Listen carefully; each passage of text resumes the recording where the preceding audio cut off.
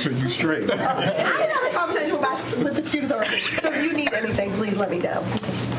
Thank you. Sorry for the minor distraction. See, adults get distracted too easily. Human nature. But at any rate, so just let me know if you need anything as you'll be talking. We're happy to oblige.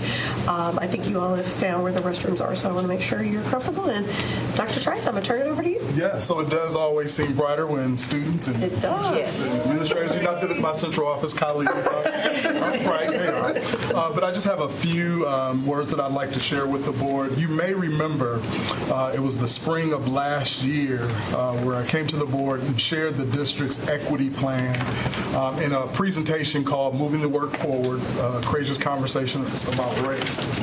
And at that time, the district was kind of in the throes of some of the racial issues that we were experiencing in social media that kind of played out in schools and that type of thing. And so here we are, a year later. In the report last spring, I shared the need and our efforts to elevate student voice, experience, and leadership around these issues. So today, we have Enloe High School with teachers and administrators here to kind of share some of the work and how we as a district perceive the work moving forward, where we give students the voice and leadership capacity to kind of push equity work in schools. So we're really excited about that. A couple of announcements in other ways that we're elevating student voice. This weekend we'll be hosting our second annual Choice Not Chance conference in partnership with St. Augustine's University. It's annual African American and Latino male conference. We're excited about that. And also next month, we'll be hosting our first Student Equity Summit at the middle school level. So we have 4 middle schools, Martin, East Millbrook, Roseville Middle School, and also Davis Drive Middle School, who will bring student leaders together to begin to plan and take plans back to their schools to help eliminate opportunity gaps and all the things that we work on as a district. So those are 2 other exciting opportunities that our students will have. I am not going to talk too much longer, but I also want to thank Kathy Moore for allowing us to do pilot projects like this. I'm often coming to her and saying, can we try this? Can we try that? And she's always like, yes. I see Dr. Andre Smith, who's our leader for the achievement objective for the strategic plan, where much of this work falls out. So he's always providing leadership and direction in that way. And of course, Dr. Gardner, who oversees Enloe High School, and the other area superintendents who also partner with me in this work. A lot of this couldn't be done without the partnerships that we've created as a district to kind of push this work forward. But I'd be remiss if I didn't say thank you to those folks. So I'm going to ask Dr. Chavis to come up just to provide a brief introduction to what you'll be experiencing today. And I know that there's going to be time and space for questions and answers after the presentation. Thank you, Dr. Price. Yes. Good afternoon. Good afternoon. First, for our chair, Johnson Hostler, vice chair, Martin, our District 4 member, Sutton, our board members, superintendent leadership team, I want to thank you and having us today. We're elated to be here and to offer you some of our work throughout the year. We're very excited with the work that we've engaged upon in this last year with regards to equity. And we're just going to go through and talk through our work today. You're going to really hear from the student voice today. We really want to ignite and hear their voices today with their experiences at Enloe High School.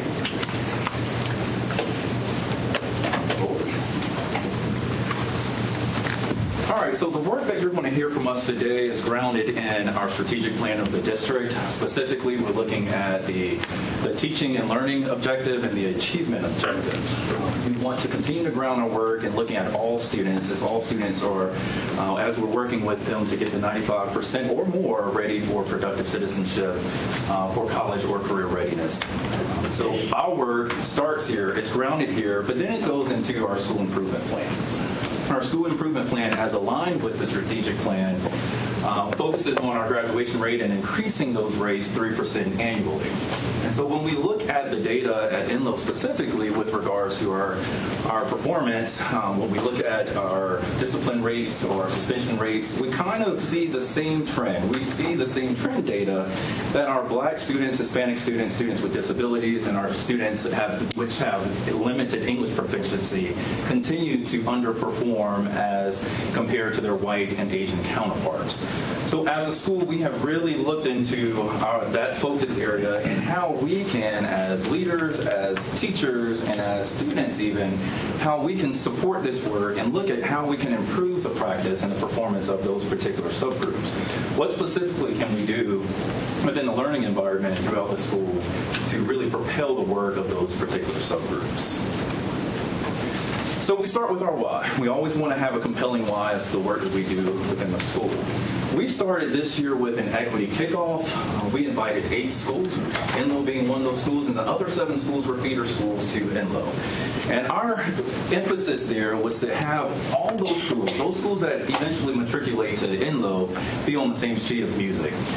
We think about the backwards design. If Enloe is the end result, and our goal from the strategic plan, the school improvement plan, is to get students to graduate ready for life after Enloe High School, then what must we do in high school, and how is that transferred to middle school, and how is that foundation started in the elementary school? So we've engaged in a lot of conversation throughout this year of what it looks like to prepare students for life, but what that equity and what the environment looks like from elementary or K through the 12th grade. So we're very interested in taking on that work and having and digging deeply into the work and having those crucial conversations across those 3 grade levels. So our work with equity, it just doesn't start and end. We never arrive at a particular place, so it's ongoing work. So we started after our equity kickoff and having Manny Scott as our keynote speaker, we started with conversations, courageous and deep conversations with our own staff at Enloe at the race exhibit at the North Carolina Museum of Natural Sciences. And so our teachers actually got to engage in the museum and all the artifacts and the information from a historical lens. But then we were able to break out and debrief and really unpack the essence of what they learned through their time at the museum. So we had focused conversations around different areas and implications of our work as a school, but more specifically within the learning institution of Enloe.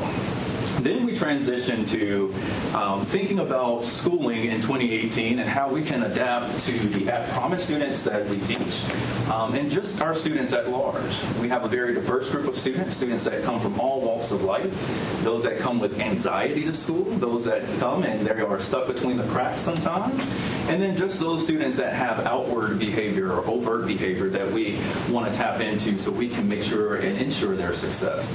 So this was the first time we talked about how we socialize intelligence within our institution.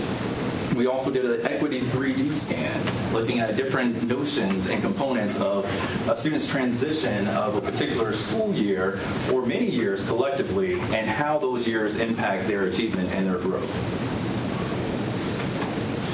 We repurposed our staff meetings this year because we knew the work that we're doing is intense work, and equity, while we have our days of professional learning for early release, we also had to have opportunities to extend this work and this conversation.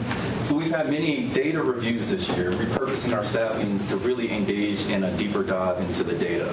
And again, the data emphasizes and the trends and the patterns continue to get us to a place where we're thinking about why is it such that certain students are underperforming and certain students may not, but when those students are underperforming, is there something that we can glean from those students? Those that are performing, can we glean from those students as well so that we can inform our collective practice and our collective efficacy at the school?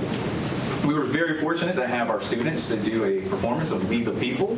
I believe the board last year got an opportunity to hear that performance as well. This was written, directed, and performed by our students. It was student voice, and what this represented is their voice in the school setting, their experiences, what they go through, and they were able to give that to us in a professional learning format. After which, our students engaged in what we call a talk back. So we had our students to actually answer questions from our staff about what we can do specifically here at Enloe to kind of curb the behavior or kind of curb what your experiences are so that you have better and meaningful experiences with teachers, with classmates, and throughout the building. Then we went back to the platform of the 8 Schools, 1 Goal, that equity kickoff that I mentioned earlier, and we had what we call Ed Chats with the other 7 schools. And we really focused in on the environment for our students and what it is that students K-12 need with regards to teachers in the classroom setting. So along the way, we were collecting informal data from our teachers, but it was important for us to tap into students' voice, as our teachers come with their expertise and their knowledge and their theory, and so we were able to get that information and have that conversation transcend throughout different school buildings, and that was powerful, but the thing that we were missing at this point was the student voice. So as we continue, next slide, please. As we continue this work, as we are talking about equity and really emphasizing equity throughout this year, we get back to this notion of content standards. It's hard to say that we're going to have equity happen within the classroom setting, but we're not teaching to the rigor of the content standards. So we spent some time this year unpacking and deconstructing content standards, making sure the tested taught and the assessed curriculum, or the tested taught and written curriculum, were aligned with each other.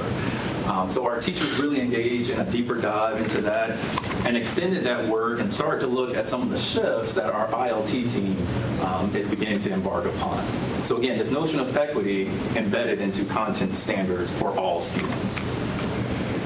So here is just an illustration of the intense work that our INLO staff has engaged upon this year.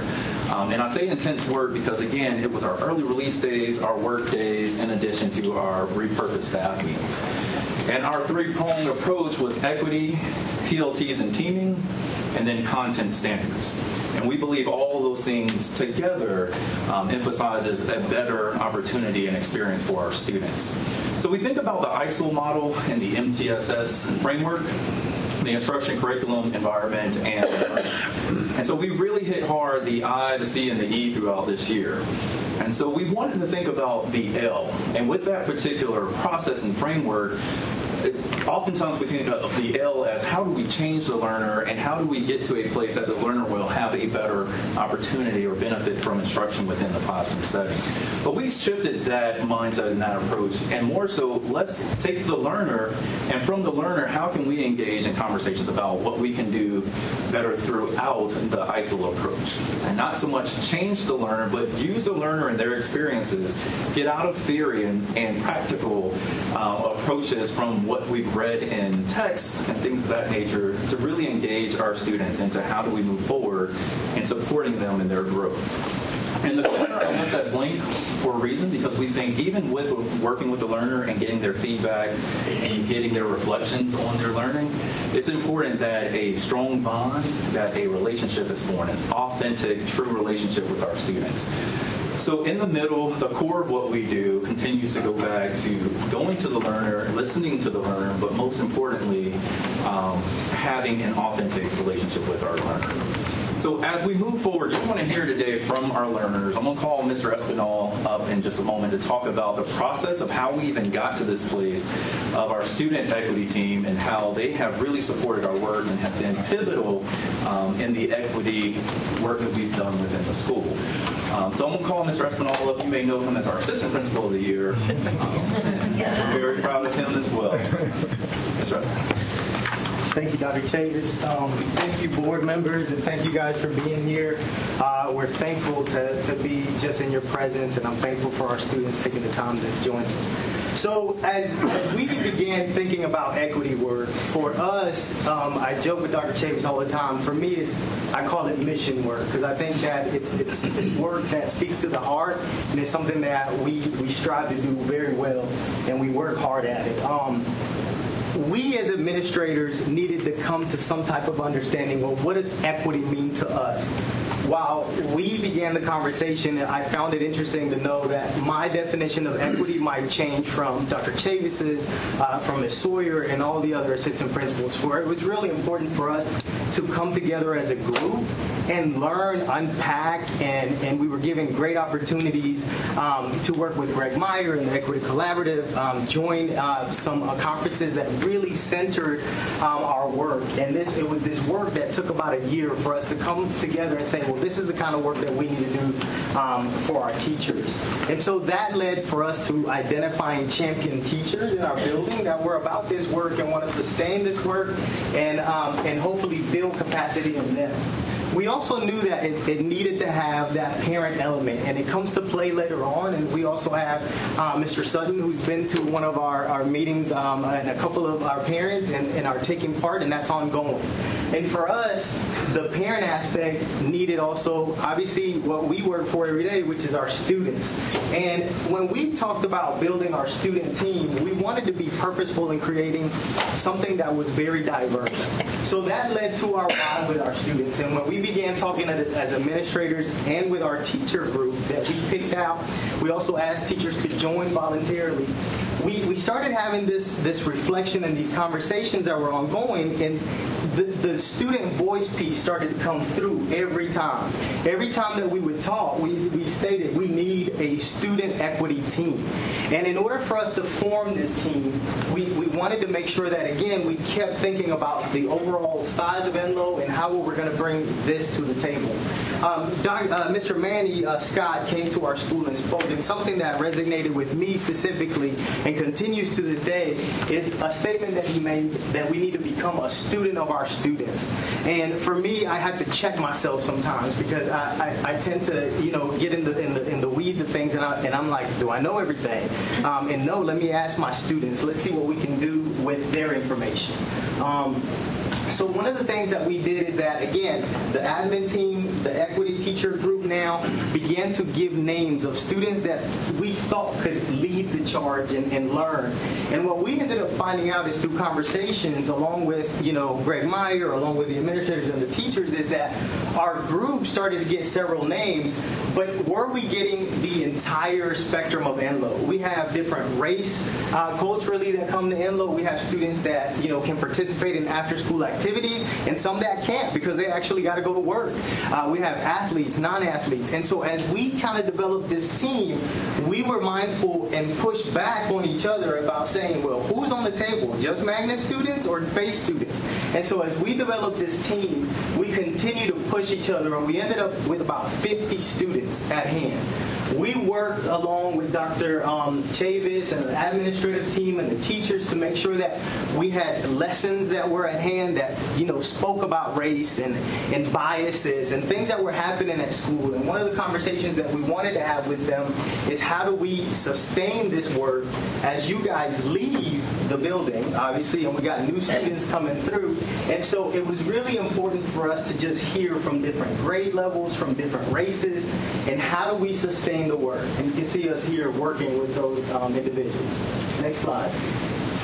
The process was really beautiful, guys, and this is the part that I just really get passionate about, and this is the part that I just enjoy, because when you see in here that we say we have organic conversations with our students, this is the opportunity at Enloe where these 50 students that most likely will not be around each other, they don't even sit together at lunch, were forced to be in this environment that became a neutral space, and where these true organic conversations started to happen with each other about their experience from K through 12. It just came through so awesome, because even though they were coming from different spaces, you found them talking about the same thing. I want my teacher to see me. I love it when my teacher knows my name. I like it when she gets to know who I am and what my interests are.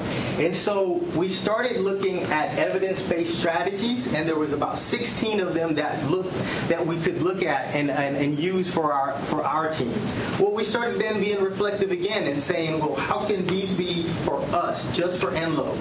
And we started narrowing the focus, and it became Enloe 5. Our teachers and students continue to work together, and by no means do we want to say that we have this figured out. I always make a joke to the equity group that I don't ever want to say I've checked off equity.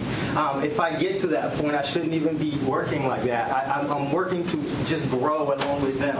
And so for us, the work is ongoing, and our plan is to continue to have these conversations around these 5 strategies so that next year we can start utilizing these strategies and unpacking them slowly through our professional development, our early releases, and make sure that we are continuing the work. So for us, the work is ongoing. I'm happy to introduce to you guys the NLO 5 that we came up with. In the next few minutes, you're going to hear from our student group and also our teacher group. These are our 5 strategies. We'll start with proximity, and you'll hear from a student in a video that talks about their experience. Proximity is the using physical space to engage students and reduce perceived threats. And you'll hear from the teacher after that. Hi, my name is Tatiana Figueroa, and I'm a senior here at Enloe High School. And today I'm going to be talking about proximity. Proximity is nearness in space, time, or relationship. But personally for me, proximity is when a teacher is actually engaging with a student and actually walking around the classroom to make sure that every student understands the concept. One of the good experiences that I've had is one of my teachers wrote our names down on note cards and put them on everyone's desk. But the main thing was that she changed them every single class period so that every student could sit with someone different. The reason that I actually like this strategy from this teacher is because I walked in the classroom and I didn't know who I was going to sit beside, and I was actually like, hey, like, who am I going to sit beside next? But I actually liked it because I actually learned from that one person that sat beside me, or I was the one that was teaching someone the strategy. And I feel like that's actually good because it makes you visible to the teacher, as well as the teacher actually knows your name instead of calling you by something that you have on, or like saying, hey, you over there, or hey, you over here, can you please come here, instead of actually calling you by your name. I feel like that's a good example that teachers should do, and I feel like that's a good tip. One of the bad experiences that I've had is that in the past, one of my teachers would just stay like in her desk, just hand out packets or maybe hand out books for us to read and just do nothing. That's it. I don't like this because of the fact that what am I going to do with the packet? Like, I need your help sometimes, so I feel like you should walk around the classroom and use good proximity to actually help those students who are quiet, who aren't going to ask for help. Because one day, I was that one that actually didn't raise my hand. I was that one student in the back of the classroom that didn't say anything because I didn't want to be embarrassed and that one odd person to actually raise their hand and say, hey, I need your help. But when a teacher has good proximity and actually is engaging with the student, you actually open up to that connection, as I mentioned previously, because you don't know what's going on in a student's life and you don't know what's going on outside of school. They might need your help, and that's a good benefit. And I just recommend teachers to stay on their feet. It's one thing. To actually say your lesson or the concept that you're going to be teaching early and actually engaging with that one student, because you don't know what's going to happen in the future to that student, because they might be the one to say, hey, you were that teacher that helped me out, you were that teacher that actually pushed me through when I didn't have any support, and you were that teacher that gave me tips on how to be a better student. Thank you, Tatiana. I'd like you guys to also welcome Ms. Hester. She's one of our teachers that had those organic conversations with Tatiana, and she'll speak about her reflection about working with Tatiana. Hello. My name is Amber Hester, and I teach biology at Enloe. And so Tatiana and I were able to sit down and really talk about specifically proximity.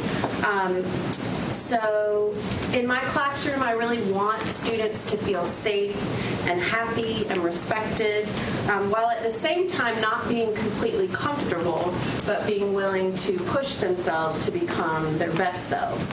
I want my students' brains to be developing new neural pathways to new information and ideas and memories, and much of that is requiring them to be off of their phones and to be on task. And so having proximity is a critical piece to that. If you are constantly walking around, it's a great way to be near a student, which indicates that you need to be focused and off your phones while still preserving their self-esteem and not feeling like they are constantly being fussed at by the teacher. If you're just standing there, you don't necessarily have to say anything, they just know to put it away. At the same time, that accomplishes what Tatiana was talking about in terms of being accessible to students that wouldn't necessarily feel comfortable raising their hand to ask or to come to the front to your desk and speak to you, but if you're just near them anyways, you would even notice on their desk where they're struggling, or they would feel comfortable just quietly saying, could you help me with this one? And so you can reach more students that way. Also, we do have some of our students that come to school with sort of unpleasant associations with being in the classroom. They have their guard up, they have anxiety about learning, and there is a lot of brain research about proximity related to the neurotransmitters that your brain releases in those circumstances. So when you have those stress hormones and chemicals, proximity can actually help with dissolving some of those, and those chemicals actually inhibit and prevent students from learning and forming those memories in their neural pathways. And so if you have a closeness to them, some of the brain research says that if you are within 8 feet of a student and there is a positive association, many of those chemicals can start to diminish. Also, you can reduce perceived threats that aren't necessary, that are more subconscious, by being at eye level with students. So that might entail pulling up a chair and sitting down next to them, or perhaps kneeling next to them, and just sort of equalizing your levels with your proximity. And then lastly, this is something that I like to do. It certainly is not something that every teacher would feel comfortable with, but having a personal and obviously appropriate touch can actually reduce some of those chemicals as well. So just having a situation where you're touching students on the shoulder in a kind and genuine way and really being aware of how they receive that. Certainly there are some students that don't want that, and you have to be very in tune with your students, but having touch is another important part of my proximity in the classroom as well. All right, our next strategy that you will see a video is visibility, making every student feel as they are seen in the room. Hi, I'm Hamilton Moore. So when I think of visibility, it's more like, it's not knowing Hamilton, it's about knowing who Hamilton is, like knowing what I want to do and like where I come from. Because when I come into a classroom, I want to feel like I'm a valued part of the classroom, because you as a teacher, you want kids who contribute and kids who are actively engaged in your lessons. And the only way I'm going to get that is if I feel like I have something good to say. And if I'm not visible and you haven't made me feel valued, I can't get that. And personally for me, it's always been like, I've always wondered, what if I wasn't a talkative kid, or a kid who doesn't always go out there and isn't one of the first one to raise his hands? Would I be as like important to the class, and would I be able to have the confidence to go up there and say something? Because that's a really big thing when you're learning. It's about having the confidence to ask questions and being able to think freely and be who you are. So all in all, like, visibility is really what we need. And when I feel more comfortable with a teacher, it's easier for me to fail forward. Like, I feel able to, even though I may not know the answer, I can still put myself out there and still learn. Because I think a big thing for kids is being afraid to raise their hands and ask that question. I don't know the answer, can you tell me the answer? And if I feel safe in that place where I am, I can ask that question and get those answers to help me become a better student, which is what the teacher and the student both want. So visibility in the classroom is also a big deal. Like being able to look up on the posters and on the walls and see people that are like you, because especially for minority kids, the only people that are glorified are rappers and professional basketball players. And although that's cool and fun, not every single kid's gonna be a professional rapper or a professional basketball player. We have to see black kids like scientist and reporter, stuff like that. So we need kids to be able to see that they can be different. All right, Mr. Jones is going to be presenting his reflection on working with Mr. Hamilton. Okay, I'm Mr. Jones. As you can see, Hamilton is very adamant about the work of equity, and I feel very adamant as well about what his desires were. We did take some notes for the work of visibility, and that's what our research was. But I feel that Hamilton, he made recommendations how I should set up my classroom and how I should basically make students feel welcome, make them feel that they can come into this classroom and engage when they walk in. He gave recommendations how I should have posters or flyers or something that relates to all students, every culture, every race, every gender, just make them feel at home. He was very adamant, gave me a lot of energy, and made me really want to work with the equity group, and I was awarded the privilege to work with the equity group at N-Level. So I appreciate all of that. Thank you, Mr. Jones. The next strategy is connecting the students' lives and future selves, making linkages between classroom content, student experiences and perspectives, and students' future goals. Hello, my name is Iman Dancy, and the NLO 5 strategy that I focus on is connecting to students' lives and their future selves. And so this is obviously a two-pronged approach because we think it's important for teachers to both recognize the importance of educating their students so they can better them as individuals in the present, but also take into consideration what their students are hoping to do in the future and about the world that they'll be inheriting as adults and how they can be productive members of society then. So taking both of that, the present and the future into consideration, I think, creates a really well-structured and functional classroom. So there are several different ways that teachers can approach this. And the first is by just being open with their students about their experiences, because that sets the foundation for connecting to your students. Students want to be seen as individuals, and they want their teachers to know about them and be interested and engaged in their specific activities and the things that they are passionate about, but they also want to know about who their teachers are outside of the classroom. Now, obviously, there are limits to this, and teachers don't need to tell their entire personal history to their students, but I think that when it's appropriate and when it's fitting and adheres to the curriculum, or when it coincides with what's being discussed in the class that day, teachers should be willing and open to discuss their experiences, because that can serve as a mechanism for motivation or just support for their students, and allows them to really connect on a personal level as opposed to just seeing each other as teachers and students for a 90-minute class period every other day. Another way that teachers can approach this strategy is by cultivating an environment where students feel that their aspirations, their interests, their experiences, their perspectives are valued. And one way that a teacher can accomplish that is by creating a classroom where there's an open dialogue about current events and about what students are going through in their own lives. Where if a classroom just has a teacher going up to the board and teaching for 90 minutes without ever asking for student responses or how they feel about what's being discussed, it feels very like a one-way classroom, and students don't feel connected to their teachers or connected to the curriculum because they're not being asked to really ponder on or analyze what's being taught to them. And so bringing in current events and things that relate to the curriculum but are still happening in the real world really allows students to open up and to speak up and share their perspectives and connect to what they're actually learning.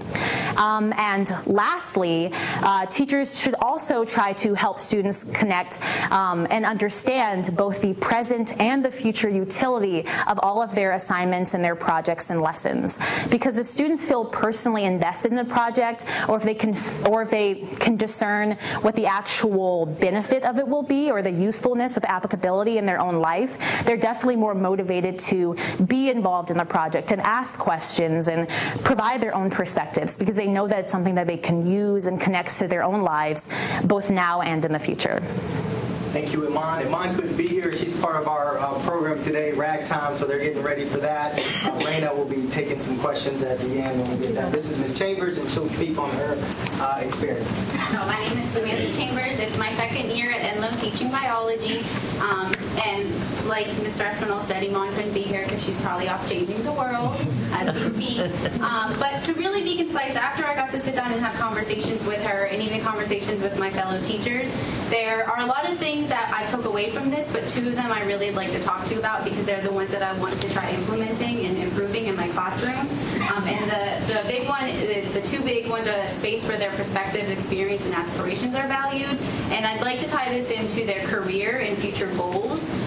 I talk to them every once in a while. I teach a lot of freshmen, so we do get to talk a little bit about careers, but they never really see past today sometimes. And so one of the things I'd like to improve in my lessons is to show them they have avenues and they have things that they can do with what we learn and what skills that they're learning in my classroom.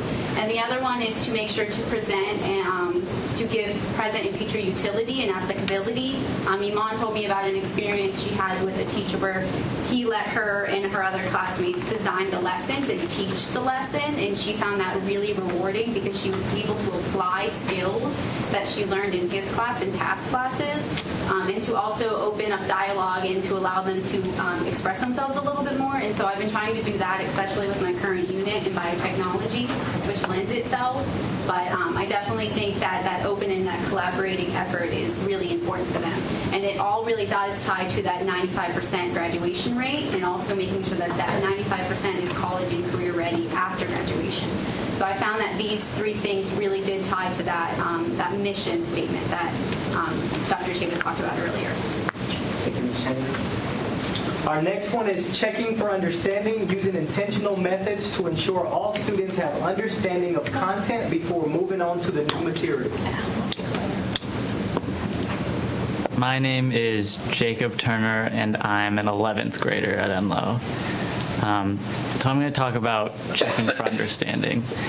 Check for understanding is a way to make a classroom more equitable for students, but also more enjoyable for teachers. I think a lot of times as a teacher, we ask, do you understand? Does that make sense? These kind of like rhetorical questions that no one will actually answer, and we just kind of move on, not having gained anything. And so I think we need to approach it more strategically. Things like using exit tickets, online surveys, daily 5 routines for people to kind of get more comfortable. It just having the effort put forth to have students have a voice and the way they're taught. For example, when I came to Enloe in 9th grade, I was terrified to talk to anyone about anything, especially not a teacher. But one day my teacher just kind of changed things up, and he passed out a note card and said, "Write one thing you like about this class, one thing you dislike about this class, and one way you would want to change it." And teachers can do activities like that, but it's when he actually applied it and when he actually talked to me about what I wrote that I really not only became more comfortable speaking up, but I really engaged with the class and the learning more. Is creating an atmosphere where students actually want to be agents and participants in the learning. I think for a long time in high school, classes were about sitting down, shutting up, and just listening to your teacher talk for an hour and a half. But I think we need to move more towards making classes more like a conversation. And not every teacher can have a personal connection with every student. But the basis of any good communication system is trust. So that means teachers trusting themselves to talk to their students honestly, but also students, trusting their teachers. So one example is I didn't have a strong personal relationship with many of my math teachers or many of my science teachers because that's not really what I've been interested in. But in my 9th grade biology class, we started doing exit tickets every day. and for me, someone who it didn't come as naturally, I didn't want to speak up in the class and talk about concepts that I understood, but you know, when I was given that opportunity to privately voice my opinion, I could see the class change and the way the teacher addressed me kind of change. And, you know, there are many different reasons that students might be uncomfortable in a class, or some students might speak out more, some might speak out less for any number of reasons. But if you can kind of level the playing field with things, with strategies like that, you'll see students that maybe you've never talked to kind of surprise you with what they have to say. Thank you, Jacob. Ms. Quesada will now speak about her experience. Good afternoon. I'm Adriana Quesada. I'm a Spanish teacher at ENLO, and I had an opportunity to work with Jacob on checking for understanding. And while we have a lot of these strategies already in place, the exit tickets, which is one of the things that Jacob talked about, for me, during this journey, I feel like what's really become important is that personal connection. I feel like if we make those personal connections with our students, if we gain their trust, then checking for understanding is just going to come natural. So we did the exit ticket, and that was okay. But I think the great part about the exit ticket was reading the responses the next day with the students and just kind of opening it up. What do you think? Does anybody have anything to say? Or sometimes, you know, this would allow for an opportunity for a student to feel like, oh, look, I'm not the only one that feels that way. Somebody else thought that as well. So opening it up, and not only personal connections between myself and my students, but I found that this open forum created for personal connections amongst themselves, which I think was very important. And so it established kind of a feeling of trust in the classroom. So students would feel comfortable raising their hand when they have a question, or when I have to have that conversation as far as, look, it looks like you're struggling a little bit, maybe we need to talk. That student can feel comfortable saying, yes, I am. Let's get together and take care of that. I think that it just creates that atmosphere of learning community where they take ownership of their own learning, and they can make decisions as far as what they need. And we can all be a part of that together. So it's been very helpful, and it's a journey. It's a work in progress, but I'm really enjoying that. So thank you, Ms. Quesada. Our last one is addressing race, talking openly about racial dynamics and how they impact the student experience. Hi, I'm Jordan King, and I'm a junior here at Enloe High School, and I'm here to talk to you guys about understanding race in the classroom. And I understand that talking about race is something that can be scary, not just for the teenagers, but it can also be really scary for the adults, because sometimes I know that we feel that race is seen as more of a disadvantage and that it's inappropriate than something that should be celebrated. And I absolutely think that race is something that should be acknowledged in the classroom, because your race is a part of who you are. And if you disregard your students' race, you're disregarding a part of them. And I know that here at Enloe, I've had good and bad experiences with my teachers addressing and acknowledging my race, that it can go both ways. It can be positive or it can be negative.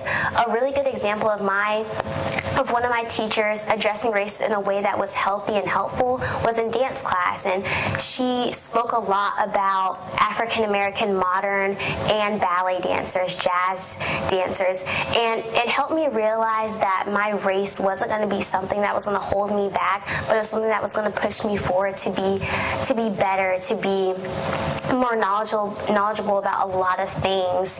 And she would always talk about how African American dancers had a different way of styling their hair than white dancers, because our hair is thicker and sometimes it's in braids or Senegalese twists. And she would show us pictures of ballet dancers who had dreads, but it was in a bun. And it really helped me realize that my race is something that I should be proud of. It's not something that is inappropriate appropriate. And I know that a lot of people think that even the whole I don't see color thing is a good way to live life, but if you don't see someone's race, you don't see their ethnicity, you don't see a part of who they are, you don't see a part of their identity, you don't see a part of their purpose. And I know one time, it was the first day of school, I was taking a lot of honors level classes that year, and I went up to my teacher, I was finding my classroom and I saw her, and I was like, oh, like, hi. And she was like, oh, hi, like, can I help you? Like, where do you need to go? And I'm like, this is my class. And she was like, really? I was like, yeah, really. Like, I'm actually in your class.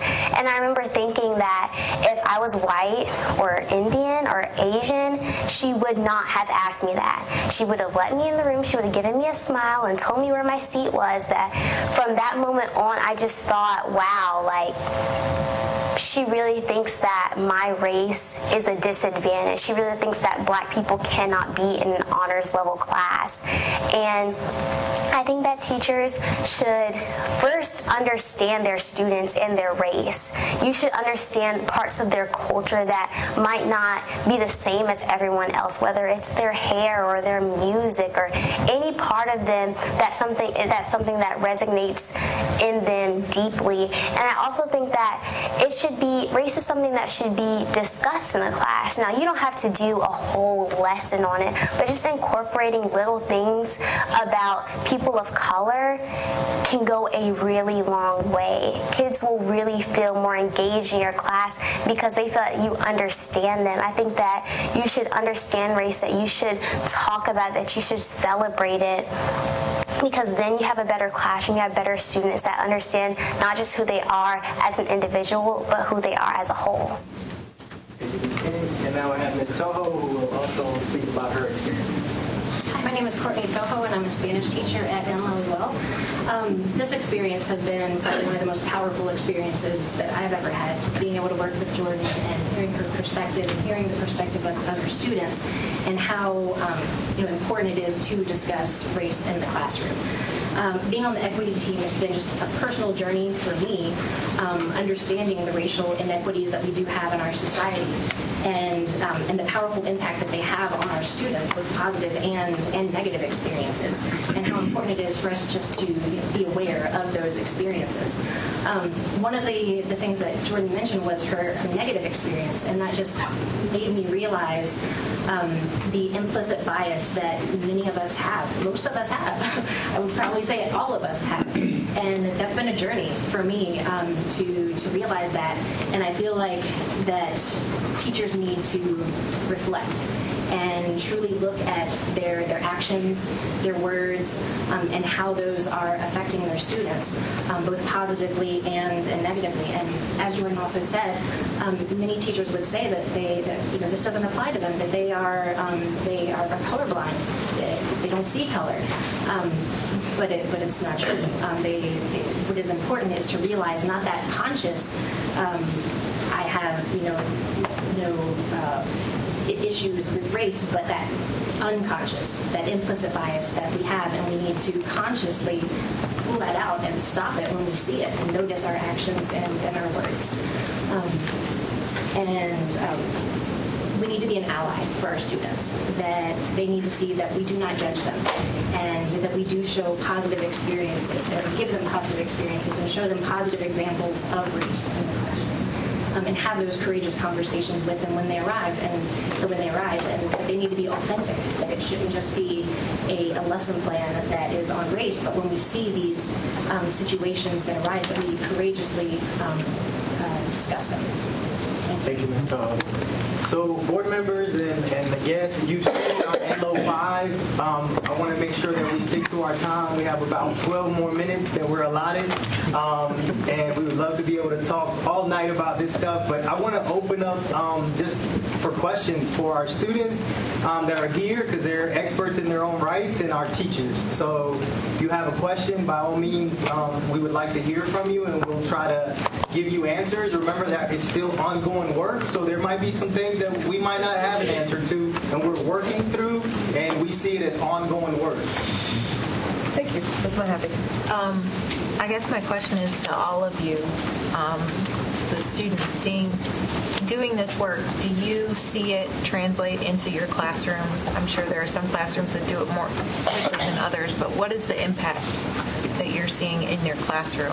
Well, I think for us, the first one we started to do, like Ms. Quintana talked about, was the exit slips. Mm-hmm. So that was the first thing we tried to implement to see how that would work. And that one, I like that one a lot because it gives kids a way to like voice their opinion without feeling like I'm the dumb kid, I don't know anything. And as the exit tics have been the first step into getting that, and they've been really effective. So I think as we try to implement more effective ways and like things that may take more coordination between all the classes, I think they're going to be really effective personally. Yeah, like I'm in dance and we've got spring concert coming up, and we've been talking about what we want our theme to be, and like there's black girls in there, there's Indian girl, there's Asian, there's Hispanic, there's white. So we're like, we should do something about race and like power dynamics in it. This brought up a lot of things about like sometimes we had to sit down and have conversations about it, and yes, sometimes it got awkward and people had opinions that someone didn't agree with, but our teacher being there and being active in it made us feel like our race again was going to be something that was going to hold us together, not split us apart. Any other questions? Yes, sir. Not so much a question, but a comment. I mean, this is fantastic work. I'm proud of you. I'm proud of you all, teachers and students. I'm in the classroom every day at NC State. And what you've articulated are my biggest challenges in the classroom as well. So what I want to encourage you to do is don't lose this work when you go off to college. Don't wait for your teacher to sit down and ask you about it. Expect it. The exit slips are a great starting point, but when you get to big classes, you're not going to get it most of the time. But remember that it's not the dumb kid who asks the question. It's the smarter kid who asks the question. And in fact, as a scientist, one of the things that frustrates me the most about the teaching of science is everybody has tried to make science about the answer. And what I try to teach everybody is science is about the question. If you think you know what you're doing, you haven't worked hard enough. It's about the question. So as you go off to college, and you finish your high school work as well, don't wait for the teacher to give you all of these things. Your NLO 5 is exactly what you need to be doing and learning in high school, in college, and in life. Keep it up. And there's one thing, I think it was, I don't remember if it was Dr. Espinal or Dr. Chavis who said it, but you made some note about the process being so rich. And I just want to encourage you that the process is the work. You're never done. You're never done with this. It's a little bit like when you look at research-based education strategies, when you look in the literature, everybody says, you know, how if I did this, it got better. You never find the literature where I did this and it got worse. Why? Well, it's because it almost doesn't matter what you do. As long as you're trying to make it better, guess what? It's going to get better. So the process is the work. Never give up on the process. So thank you for coming. Fantastic work. Keep it up. Thank you. Discussion. Thank you. And I wanted to celebrate having the student voice here today, as well as our teachers, because the thing that stuck with me is that students need allies. The teachers as allies. But I also wanted to see if y'all could explain to me how it feels, the thermometer versus thermostat. If someone could give me an example of what, and maybe Jordan, it was in yours. I don't want to put you on the spot again, Ms. King, but that was Ms. Tahoe's. Just setting the atmosphere, just not saying, oh, this is awkward, oh, this is inappropriate, or this is whatever. It's like, okay, yes, it is, but let's change that. Like, let's take a step towards making it seem like everyone is in a comfortable environment. Because I know that I've had many, many negative connotations, not just with my race, but my gender as well, that like there's this bias that all black girls have to be loud and rude and mean. And it's like, when you say yes, that's what we're saying, that's what people are saying, but let's change how people actually feel about that. You have to, instead of just acknowledging that this is a certain way, take steps to change that. Because, I mean, just saying, oh, it's cold, it's hot, it doesn't get warmer or colder if you say that. You actually have to go and change it. It's not just making observations about, oh, this is that and this is that. Why don't you change instead of complaining about it? I mean, brilliance, all of you. I don't have another word other than you're brave and brilliant. And we're extremely appreciative for the voice. I think we've been having conversations about how do we keep our young people's voice, which for me, as a just in my own life in every aspect, I'm always reminded that I should be checking in with the people that I say I'm representing. Otherwise, I'm representing my own opinion. So I do have a group of young people that I kind of check myself on. And I think as a board that this is helpful for us, and I thank you for Enloe, this being your second time, bringing your students to really, I hope you see this as you enlightening us, because that's what this is, right? We have the PowerPoint.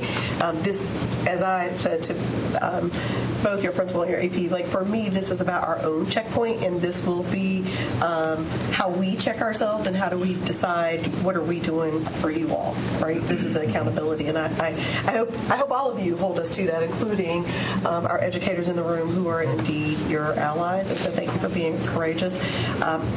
We do. And my quote, I will end with my quote. Mr. Sutton has a question, and I tell people all the time, we always say, children are the future. You're the future we've been waiting for. You're right here. We don't have to look. I mean, this is a generation that if we call on you, you're ready. And I applaud the adults who are requiring you to stand in your truth, right? Because it's easy for us to not do that. So thank you for standing in your truth, and thanks for supporting the truth of these young people. Mr. Sutton. First of all, thank you, all of you, for your hard work and your genuineness and authenticity. For those students who may not feel as comfortable or as bold or willing to go on camera, speak in a video, or what have you, what are you all doing to engage all students at Enloe to participate in this work, and what do you see your role each as students in that work, and as teachers and as administrators in reaching out and including and ensuring that the voices of all students are heard and included in this work, particularly those who may not be, again, as bold or free or expressive and willing to share their thoughts.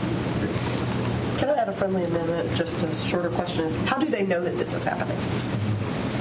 And then Mr. Sutton asked a more contextual question. I'm curious how they know. I think mostly a big thing is when we get called out of class and stuff, or your friends are like, where are you going to the office for? And I'm like, Equity Club. And they're like, what is the equity team? And then that's how I explain to them. And then they tell people oh, did you know Hamilton's part of the equity team? And we're all different people from different walks of life. Tatiana and Jordan are dancers. I play on the football team, and I'm Eagle Club president, so I work with all the sports. Rain is on student council, and Jacob does theater and stuff like that. And it's just we're all different people, so we all meet different types of people. So I think as a collective group, we're hitting all different types of demographics in our school, which helps spread the word about Equity Club and gets people out and know what we're doing. Now the hard part, so they know. And on the teacher end of that, Mr. Espinal created where we get a buddy teacher for equity, and we kind of present some of the information for us with the other teachers to get them on board with it. I think on our end as administrators, I think it's important to be able to check the pulse. We know that our students are graduating, that they're moving on, so it's important for us to look at all grade levels as we gain new members. As we spoke to 50 students, that was the beauty, and I think that's the part that I wish I could capture. And I think that when there's cameras and there's adults in the room, some students shut down and some feel comfortable. But it was just so beautiful to see these students that come from all kind of backgrounds. I saw an interaction between a young lady who actually spoke to Hamilton, and she comes from a completely side of the track, and they shared a very special moment, and they had never met each other, and she shared a story about how she was by herself and that she had lost her mom. talk. And the two of them would have never met. And I think that we're kind of disrupting the system by, you know, kind of disrupting the fact that we're not letting them sit with the regular people that they sit with. So I think as adults, I try to be intentional in checking the pulse in the room as I speak to all the 50 students. And some of them might not be able to articulate in a room like this, such a, you know, heavy group, obviously, and be comfortable speaking. But I think once you get them in a smaller setting with their peers, the commonality that you find in there is just so great, and you find them saying the same things. They all want to be heard. They all want to know that the teacher knows their name and that they care for them and that the lessons that they're taking in for them is being thought out about, like, what do you need, Tatiana? What do you need, Hamilton? And so we're trying to be intentional and purposeful and checking for that pulse. And we keep pushing each other when we don't see it. One thing I would like to add on to that and kind of return to your question is that I think equity is, or at least it should be, kind of the expectation in schools now. I know this is kind of like the start, especially around here. It's kind of an early process, but I think we shouldn't look at it as like necessarily something that every student should know, that there is like an equity team, that is an equity club. What they should be noticing is change in their classrooms and change the way their teachers are conducting themselves. And it has started in some classes, I think, but what the difference isn't going to be made necessarily, you know, in this room, us talking to you today, or in our past meetings. It's made when every student starts feeling it. I don't think it should be necessarily something that's like advertised almost, because I think that kind of it makes it seem like it's special when it should just be how things are. And especially in this society and the way things are moving, it's important that at the school we say this is how things should be, and this is the expectation, and this is what you should expect to see in the rest of your life. We call that systems change. Well, it's great for us to see that happening here at the board level, at the board table, because the perception, I guess, to some degree, reality, you know, at the board, we're sort of here, and for us, it's great to see this kind of happening at the ground level, where the rubber meets the road every day, where students and teachers are interacting and learning is taking place and that sort of thing. But in a system and a district that's as big as we are, that separation here with us at the board level and superintendent level is huge. I guess my question is, what can we do as board members, as leadership, to help you all further create space and environment for this work to continue? What can we do? And if there's nothing, and say, hey, Board of Education, we got it, hands off, we're good. I'm fine with that. Happy to hear that too. But if there is something that, and that's for all of you, students, again, teachers, administration, what can we do to help you, to support you in this work? Can I speak to that? I mean, I know I'm not a teacher, but just very briefly. So I see that's part of my role, is how do we create that systemic change. And so when I say that Ms. Moore, Dr. Connolly, they support the Office of Equity Affairs in doing these pilot projects. I'm looking at Mr. Espinal, Dr. Chavis. This has been a multi-year collaboration where we're kind of digging deep into some of these equity work, equity experiences, and this is what they created. But the expectation is that they just don't hold on to this knowledge, that they go and teach their colleagues how to do this exact same thing.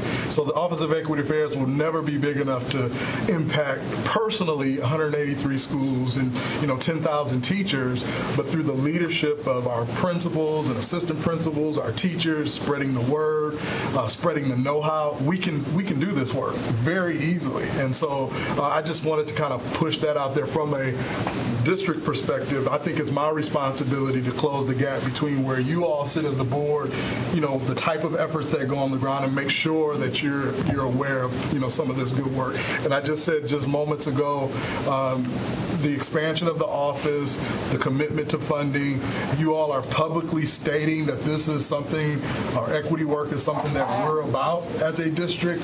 That's more than what we could ever hope for, really, in the Office of Equity Affairs and with the administration. So thank you. Feedback? Comments? I think for us, I said it to Mr. Trice just a few minutes ago. I think just being able to have opportunities to just further our knowledge, both student-wise, opportunities for our teachers, just learning the terminology of how to disrupt the system has just created a great opportunity for these students. The fact that they're able to talk and recognize racial bias and use terminology that other students aren't using, and our teachers, I love the fact that you create opportunities for us to continue to develop our learning. And like I said, I think we all see it as ongoing. We don't want to ever arrive at we're checked off on equity, because that's not what we want. If I can take this opportunity to share a really specific thought that came to mind. In my biology PLT, we talk about this frequently, is that one of the things that hinders us being able to do some of this work is the immense curriculum and how incredibly packed full it is, and it doesn't leave a lot of space and room to have these conversations that take time and give students time to reflect and find their voice and share their voice. And we are constantly trying to hit the standards all the time. And so as we move into the time where new curriculums, at least for biology, I hear that that's supposed to be coming soon, perhaps pulling back on a few of the standards would be very helpful to leave space for that. Hear, hear. Nobody's ever heard that before. As a chemistry professor, and I do that in my chemistry professional development, the number of standards is just ridiculous. And part of the problem is that we teach it from a list of standards instead of integration. And I think the way to deal with the complexity of the standards, we can argue for any of the pieces. Some better than worse, but for the most part, we almost need all the pieces. But if we learn to teach from an integrated approach, all of a sudden it's possible to cover actually more material, and it gets at dig into the work of Carol Dweck if you haven't, the performance versus learning. You got to perform at the task of everything in the curriculum, you're dead. You got to cover everything. But learning helps you understand how everything relates to each other. It's so much deeper. You need less stuff, but you actually cover more. But keep it up. It's really important that you're right on target. Mr. Fletcher, Ms. Hartenstein. Just an observation is that giving trust can be a one-way effort. And you young people have done that. So the teachers that are here today have done that. I don't know which came first, but ultimately it takes both to put out the opportunity to build trust and then to expand that circle.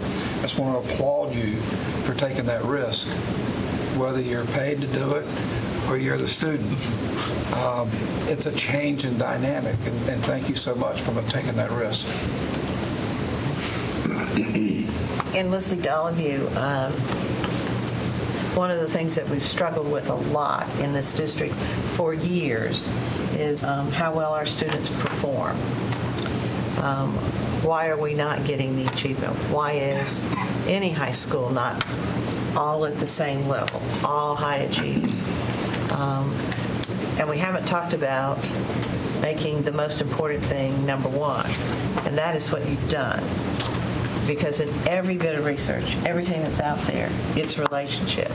You can call it equity, you can call it relationship, but it's all about the relationship.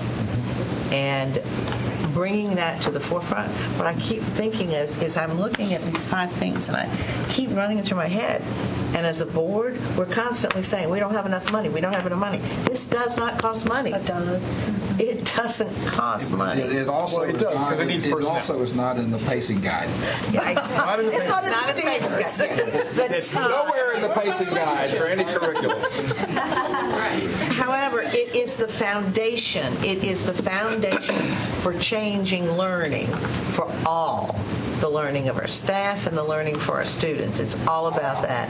And having the time that you're spending, to change how we deliver instruction to our students and making it more of a partnership than it is about a top-down.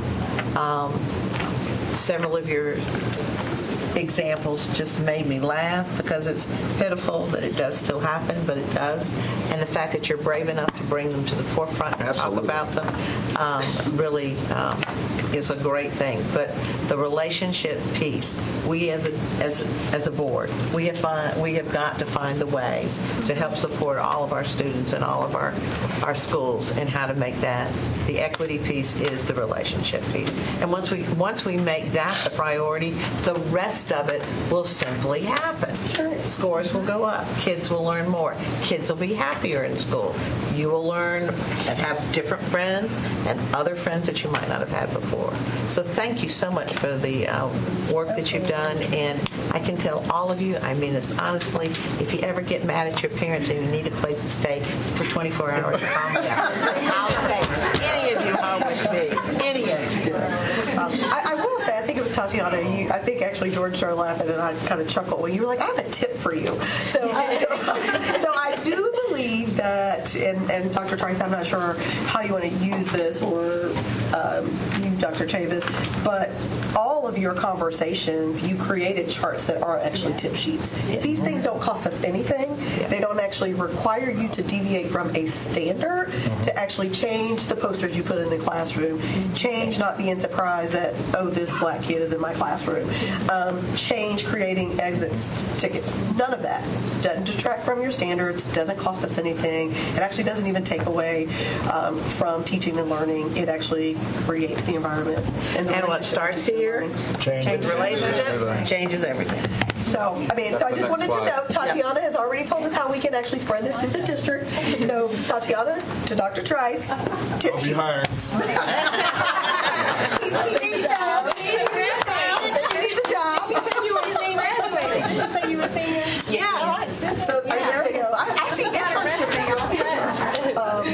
But truly, I'm saying that in jest, but I actually feel like, that's not even professional development, right? That is, hey, here are some tips tried and true by our students and educators who work together in partnership. So it's definitely ground floor, but when you said tip, I was like, let me write this note, because yes, we should share these tips that you all have created. So thank you very much for taking the time and to listen to us talk. As you can see, adults like to hear themselves talk. So you all were very patient. Your faces never showed that we were talking. So we appreciate it, and while you all didn't do a lot of engaging with us, do know that everything you gave us are tips and also food for thought, and we appreciate it. And thank you all for your leadership and support. Yes, thank you. Thank you.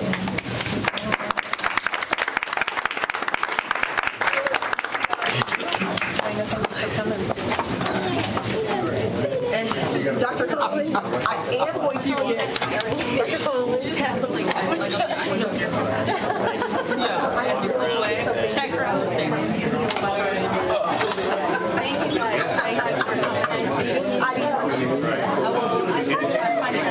I'm okay for me to put in the application.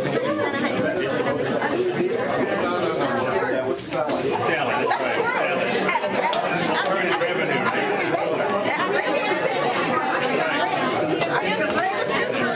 Turning the revenue source. Well done.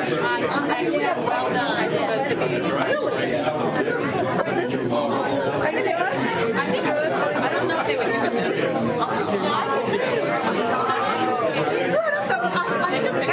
I got a text from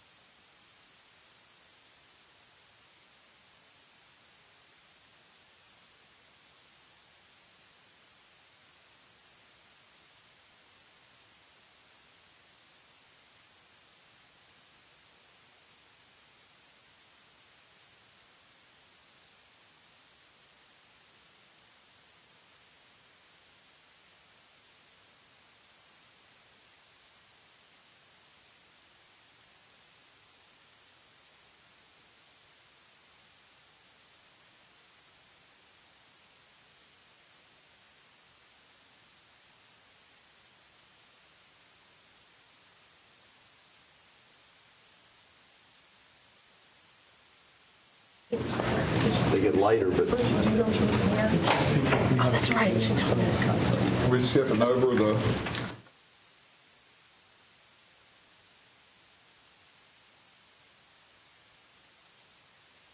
The way we're seated has confused me, and it took me a while to realize that we actually do have a quorum. I was like, sorry, it just confused me. Anyway, sorry, that's my fault. Yeah, we're ready. We're ready, Miss. All right, Madam Chair, board members, Dr. Burns, feel a little bit like Sunday morning when the choir and the music ministry done their thing, and you get up, it's like you know this feeling. Just do the benediction and go home, right? You know? Yeah. Kind of way this feels. But before you in assembly is the board quarterly forecast for the fourth quarter. Again, as a reminder, the top portion of the forecast are those things that staff anticipate may come to the board, either at board meetings or in committee meetings. And then the second half of the forecast are those things that administrative FYI the staff is working on that may or may not bubble up to the board level or that you may hear about in the community. So it's just an FYI for you as board members. And we're entertaining any questions or things that you'd like to add to the forecast that may not be here. I'm exhausted just reading it. Yes. We're busy. Oh, I had one question. Under student assignment, it says board review of community feedback. Kathy, on the student assignment, the board review of community feedback, can you speak to that? Community feedback. So it's talking about how and if and when that's going to happen moving forward. Yes. So you'll be bringing something to us as that. Yes. Okay, that's all. Yes, it's just reviewing how the process moving forward. Okay. Yeah, we haven't determined how we're going to do it or what we're going to do. Yep. I know. You give me a little room. So one of the things that Dr. Martin and I, and actually we've had two board members bring it up in our last two agenda setting meetings, is how we receive information, and especially in light of last week, 2-day board work session, that it would be helpful to have some of these items be presented to us as information items so that we hear you say it, we see it there, and then we actually process it before it's back for us to discuss. So it does two things. That one, board members get to actually hear information and check for understanding, but then come back later for decision making. But it also helps ensure that the public is also hearing what we're hearing too. Some of the things that are in the board section that we're bringing Right. And so what I'm forward. going to ask folks to do is take a look at that, and then you can let us know which one you definitely like to see as informational items. I think Dr. Burns is also going to have some thoughts about what he is going to recommend to staff come to us as information items as well. Right. I think part of the idea was more than just a list, right? Because we can look down through a list and you can look at a list and feel like, oh my gosh, you're not going to do anything, and so where's our focus? What else are we going to do? And so a little bit more structured. Here is a thing we're working on. Let's have an information presentation about it. And it was, I don't know if you want to add anything, Mr. Sutton. It was Mr. Sutton and Ms. Cash. Both raised it. So both of those folks raised it. Having more content in the board meetings out there instead of just work around the table. What I want to add to that? You don't have to add anything. We got it here. That was your ask of us. So we did our part. Ms. Mappy, did you have your hand up? Yeah, so I attended the community feedback session on the middle school math, and I know it was one of three and split into two sections at every step, but I think it would be, because there were a lot of questions and a lot of good questions from parents and also middle school math teachers, but if we could bring that out and kind of go over the process as an information item and see some of the feedback that we got before we hear or when we hear the recommendation, because if we're asking the community for their feedback, I think it's important that we show the community that we listened and kind of share how we came to that decision. And by we, I mean Brian and his department and all the folks that are working. But they did a really good job presenting, and just kind of want to highlight that we are making it a community process and effort and not just someone making the decision from behind the curtain. Agreed. Powerful lives. Okay. Thank you. Thank you. The next item on the agenda is what we call our annual update of the work of the Office of Grants and Strategic Advancement, giving you a high-level overview of some of the grants work and grants we've received, applied for. And so Dr. Angie Wright, who's Senior Director of that office, is going to do this presentation. Angie? Hi. Good afternoon, everyone. Thank you. Thank you for allowing Grants to share with you just briefly some of our work over the last year. I know many of you have been in your position for a while, and so you're probably very familiar with the Office of Grants, but just wanted to share a little bit of background. The Office of Grants was started in 1985. We are one of actually only 3 districts that I'm aware of in North Carolina that have staff that are just devoted to the work of grants. So thank you all for the support and allowing that to happen. The day-to-day operations for the Office of Grants is focused on identifying alternative funding sources that can help contribute to support the work, the mission, and the goals of the district. So our activities include a number of different things. Every board meeting, you usually have a list of grants that we are asking you to review and provide consent with moving forward. We share information with our school-based colleagues as well as our central office colleagues about grant opportunities that are available to seek funding for. In our office, we're also charged with monitoring the grants that the district receives, from our smallest school-based grants to our large federal grants. And then our office is also charged with actually writing grants and seeking grants on behalf of the district. We are a 4-person team. Unfortunately, a little bit of that is cut off, but you can probably see this in assembly. Myself, a senior director. We have a grants development coordinator, as well as a compliance reporting specialist, and then our processing technician. The purpose of today's presentation, as Dr. Conley shared, was to provide a brief overview of highlights from 2016-17. And in just a minute, I'm going to transition to a 5-year overview so you can see a comparison with 2016-17 in comparison to our previous years. So in 2016-17, you reviewed and approved 258 different grant opportunities. As a result of those 258 grant opportunities, we had 824 submissions. Now, there were additional grants that were brought to you and that were approved, but the grants that I'm sharing with you specifically in these numbers are our competitive grants. So not our entitlement grants like Title I, Title II, Title III, the grants that the district is entitled to receive. These are strictly the competitive grants for the numbers I'm sharing with you today. Out of those 824 applications that were submitted, we requested a little over $23 million in grant funding. Had a very successful year, about a 68% success rate. We had almost 600 grants that were funded for a little over $19 million. In addition, yes. On that number, yes, the magnet grant was pretty big. Correct. How much of this is that grant? Yes, $14.9 million is the magnet grant. Okay. That is correct. Yes. And that's in this number? That is in this number, yes. The $19 million reflects the $14.9 million that comes from the magnet grant. In terms of collaborations, we collaborate with a number of different agencies, institutions of higher ed, nonprofits, sometimes the state, sometimes other LEAs on grant applications. We participated in 52 submissions last year, 30 of which were ultimately funded, and we received a little over $70,000 in subawards, so actual cash that is coming to us. In other instances where we were maybe not actually receiving dollars in terms of a subaward, we were receiving in-kind contributions as a result of that collaboration. Notable competitive grants, so you were just ahead of me on that.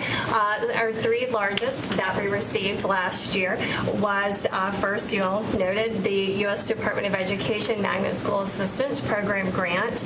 Typically, this grant program awards about $12 million. $12 million is the maximum cap on that grant, but because of ESSA, you may remember that this grant was restructured. It changed from a 3-year grant to a 5-year grant, and the maximum maximum amount that could be requested was $15 million. So that's the reason the figures are a little bit different than some of the previous magnet grants that we've received. We also value our relationship with local funders such as John Rex Endowment, and we've received a substantial grant from them in the past year to support the work that's going on in our Office of Early Learning. Another is Triangle Community Foundation, supporting work that we do as a district, being part of various coalitions on behalf of Wake Up and Read.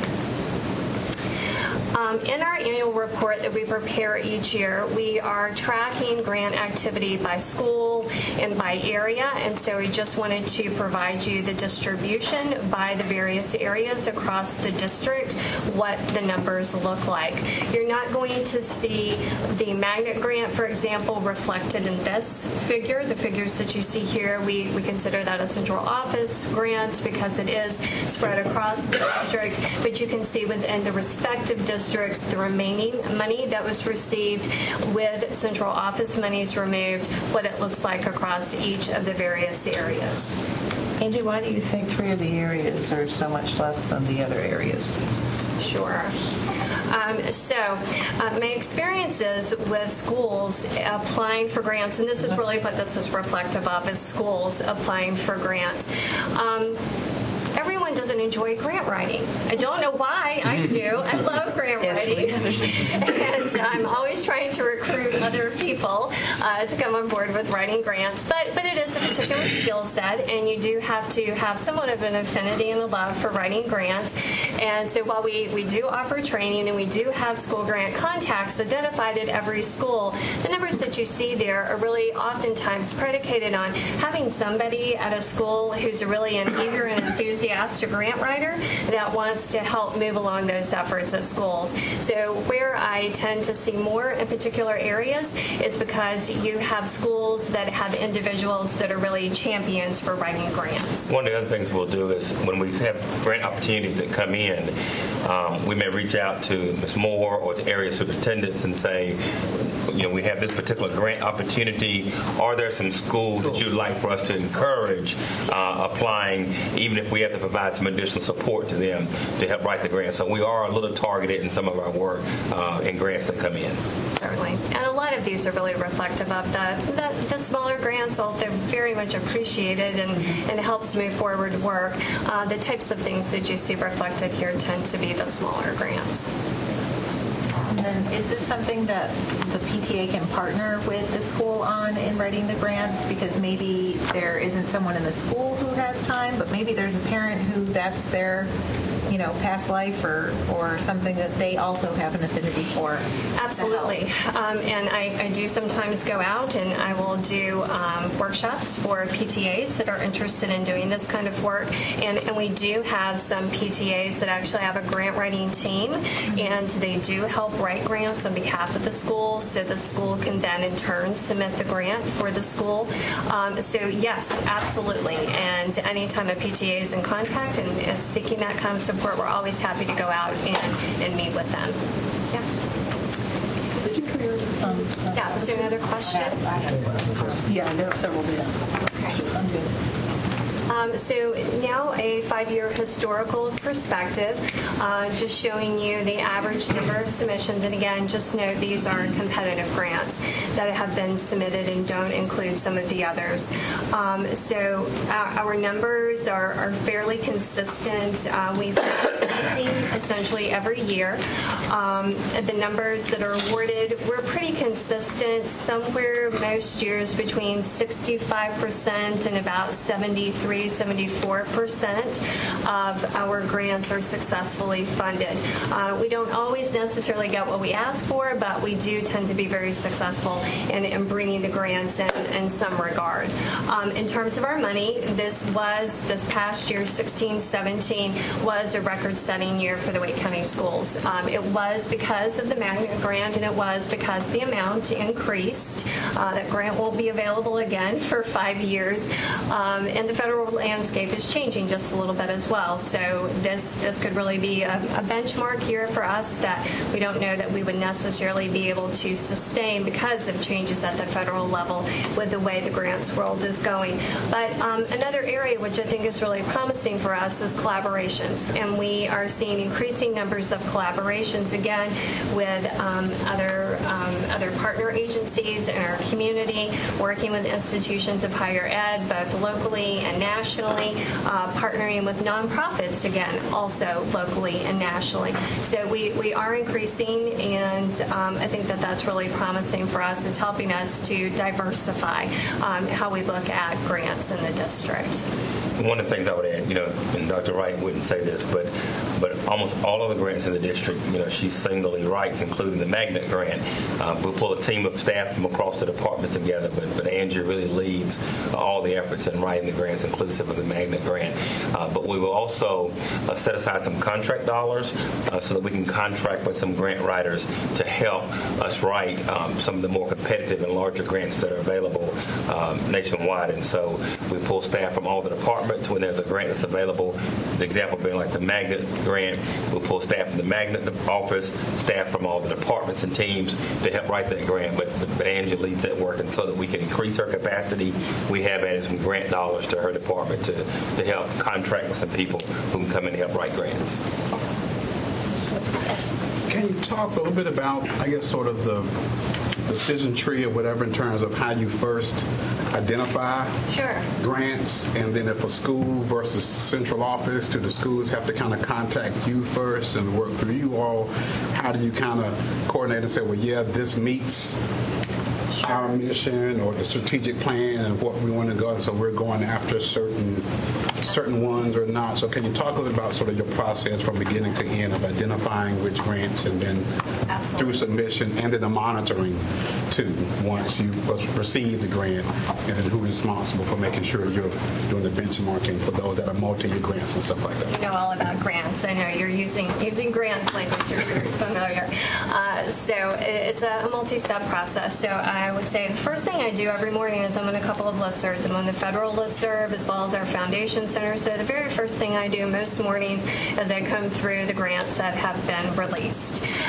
So I'm trying to be as quick as possible in responding to requests for proposals when they come out. But in preparation before that even occurs, I have meetings with the leadership around the district, so our assistant superintendents, with our strategic plan implementation team, with the co-chairs of the 5 strategic objectives. I meet with all of those individuals at the beginning of the school year, have conversations with area superintendents about priorities that they may have for their particular schools.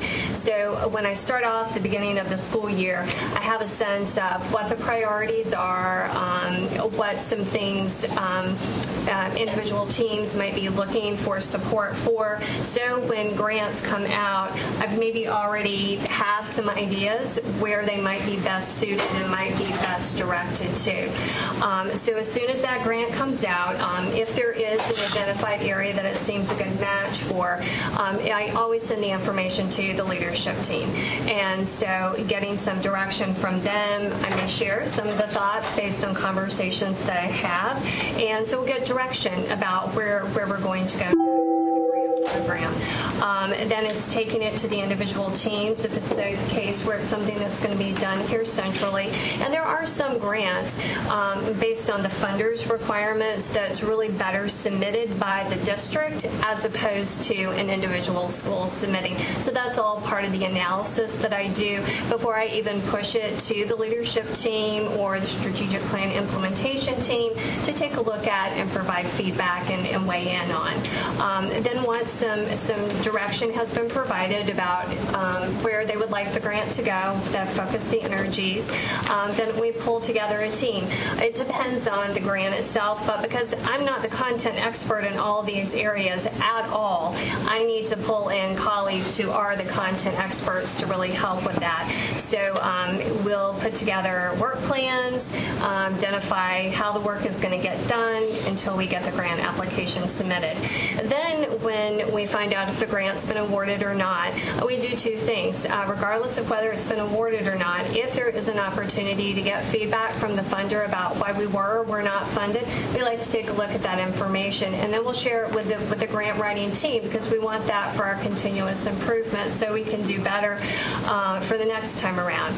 In the case where it's a grant that is funded, then very oftentimes, particularly with our larger grants where that monitoring really is going to be taking place, we've put together an evaluation plan, a timeline, an implementation timeline, and so we've already got some of those tools in place to help support our efforts to monitor the grant as that implementation begins.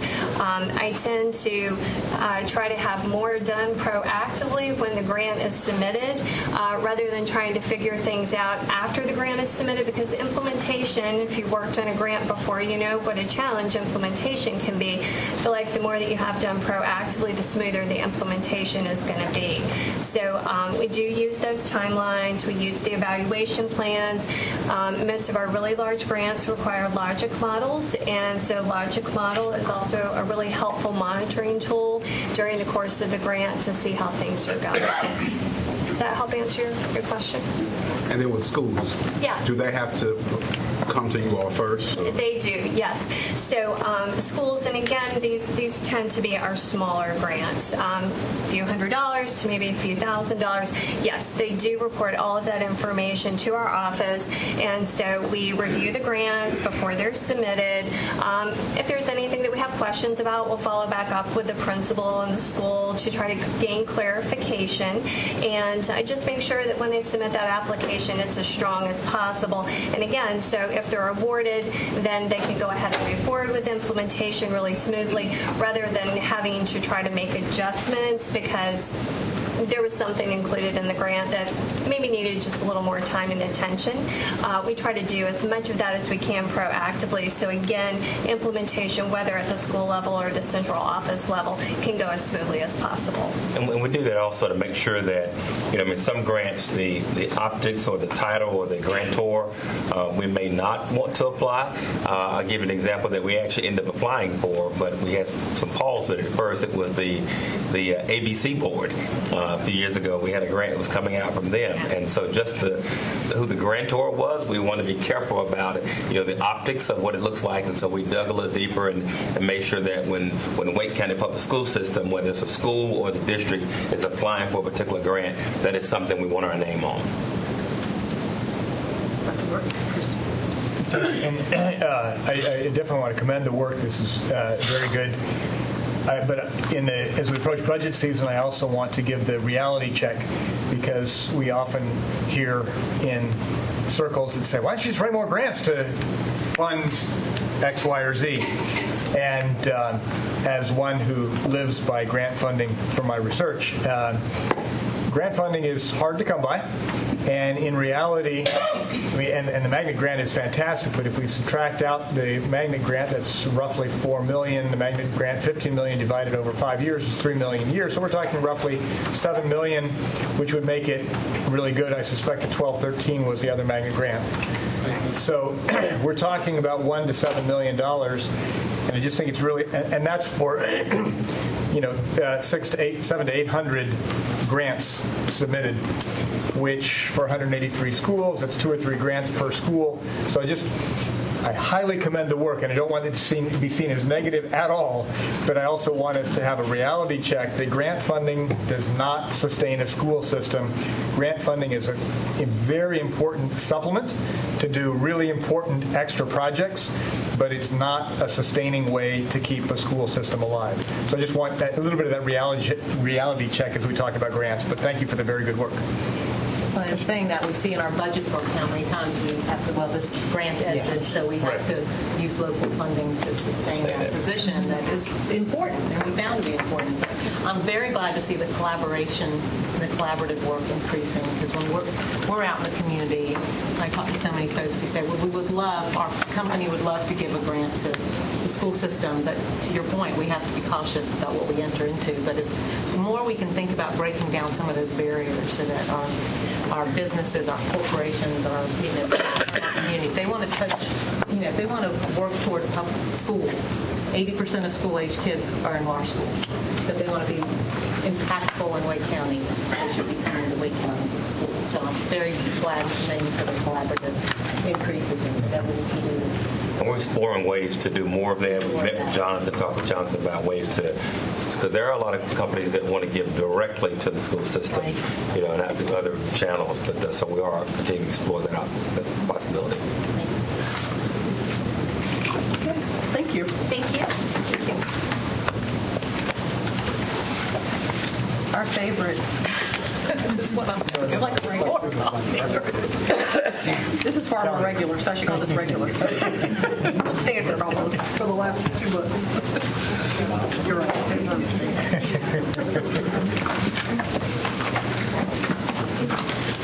Good afternoon. Good afternoon.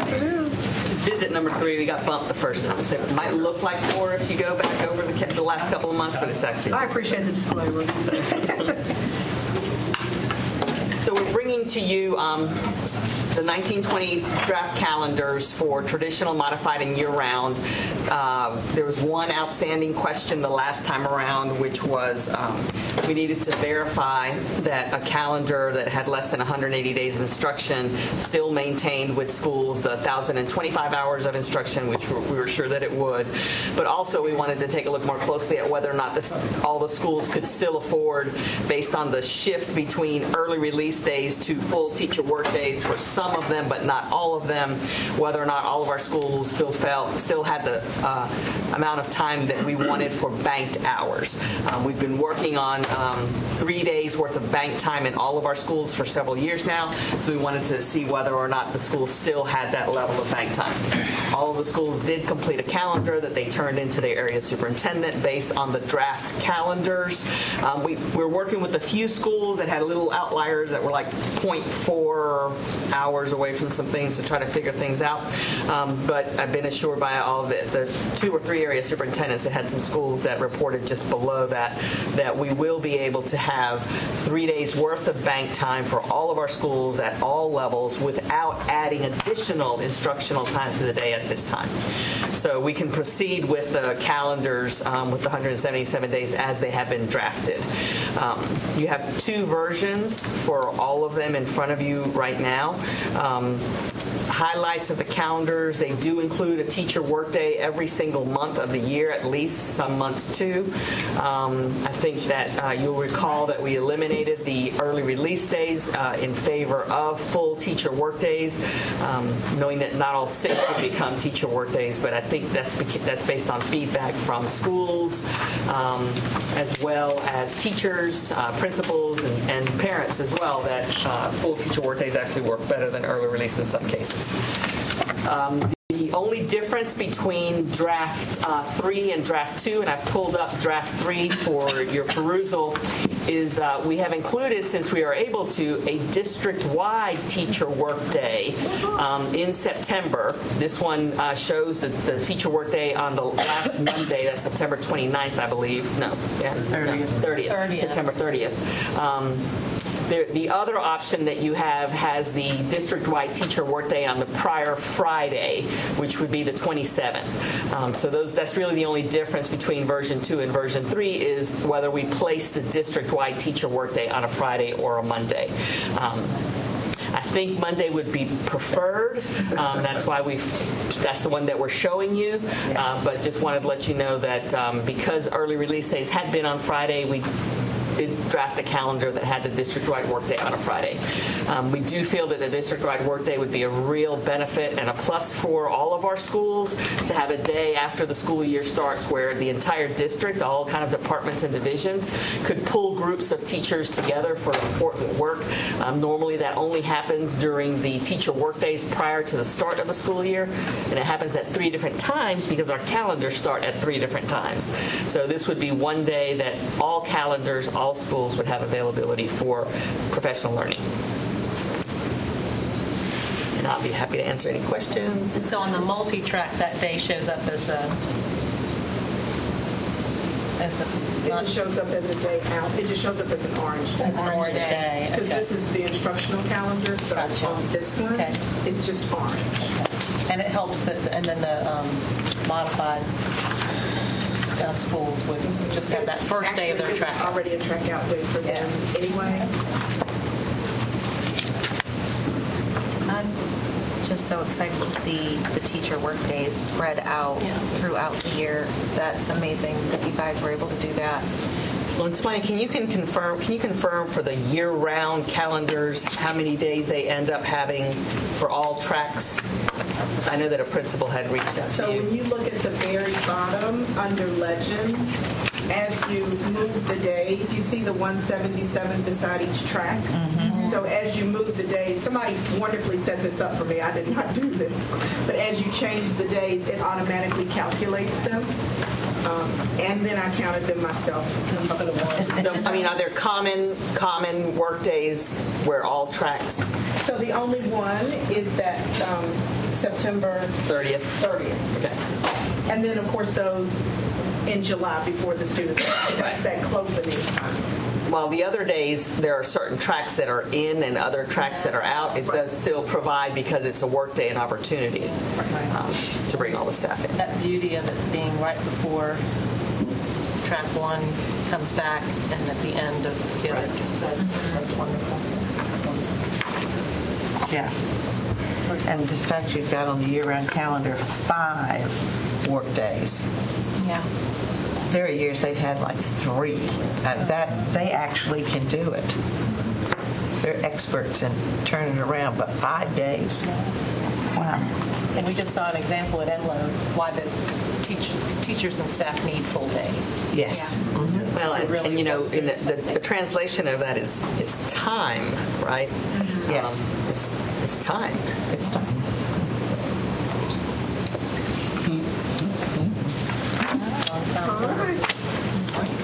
Can we just keep this when we have the other bad calendar years? It is a year that has more flexibility. Yeah. Do you want to mention May 8th? So there is one other little caveat. We currently have a teacher workday scheduled in a traditional calendar on May 8th. We may want to move that to May 1st because it is, I believe that's the first full week of AP testing. College Board has not yet put out their calendar for that year, but generally speaking, it is the first 2 full weeks of May. And if we have a teacher workday on the day that an AP exam is being given, we run into some issues with students being able to get to school to take their AP exams or whatever location the AP exam is being given. So the suggestion that has been given to us is that we perhaps move May 8th to May 1st in order to avoid that. Yep. Great. All right. And then one other little thing I'll mention is in terms of the work days, the dates that have been identified for inclement weather and makeup days, you'll note that we did intersperse banked hours there.